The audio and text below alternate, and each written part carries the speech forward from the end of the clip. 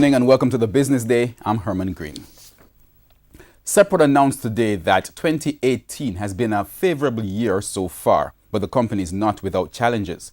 A major one being the Golden Grove Sugar Factory, which continues to drain the company's revenues. TVJ's Andrew Laidley now reports on the company's annual general meeting, which was held this morning. Sept struggling to find a solution for its loss-making unit at the Golden Grove Sugar Factory. The group now running out of time as the costly sugar operation continues to be a drag on the company earnings. Group Chief Executive Officer Richard Pandowi assured the shareholders today that a decision will be made soon. We have spoken ad nauseum about the challenges impacting this operation. It's a national discussion, not just Golden Grove. Management has put in all reasonable effort to achieve a break-even position. Yes, we have reduced the cash burn. We have created the most sought-after sugar brand in the country. But that is very little consolation for an operation that continues to destroy shareholder value. Management can confidently say to its board and to its shareholders that the hemorrhaging will not go beyond the next 12 months. Note that while we have not yet concluded on the particular route to be taken to put an end to the hemorrhaging, it will be done in a manner that will be respectful to all stakeholders.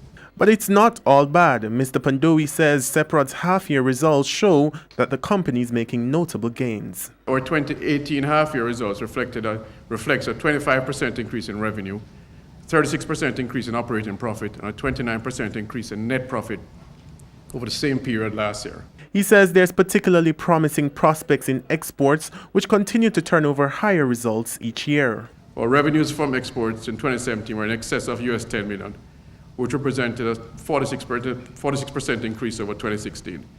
We continue this growth in 2018 and will be growing again by around 40–45%. Sept acquired Golden Grove, one of the smallest sugar factories in the island, from the government in 2009. Since then, the sugar factory has resulted in the group losing some $4 billion. For the Business Day, I'm Andrew Laidley. In currency trading, the US dollar ended the day selling for $136.60. The Canadian dollar closed at $105.55. The pound is being sold for $179.47, while the euro ended the day at $159.63 on average. Oil prices traded higher today. Oil for delivery in November went up by 11 cents to settle at $68.68 a barrel. The JSE index advanced 30 points today, while the junior index gained 5 points. Stocks posting gains included 1834 Investments, Berita Investments, Caribbean Cream, Derrimon Trading, Everything Fresh, Fosrich, Iron Rock Insurance, and Jamaica Broilers. On the losing side, 138 Student Living, AMG Packaging and Paper, Caribbean Cement, Elite Diagnostic, General Accident Insurance, Indies Pharma, and Jamaican Teas. And that's the Business Day. I'm Herman Green. Good evening.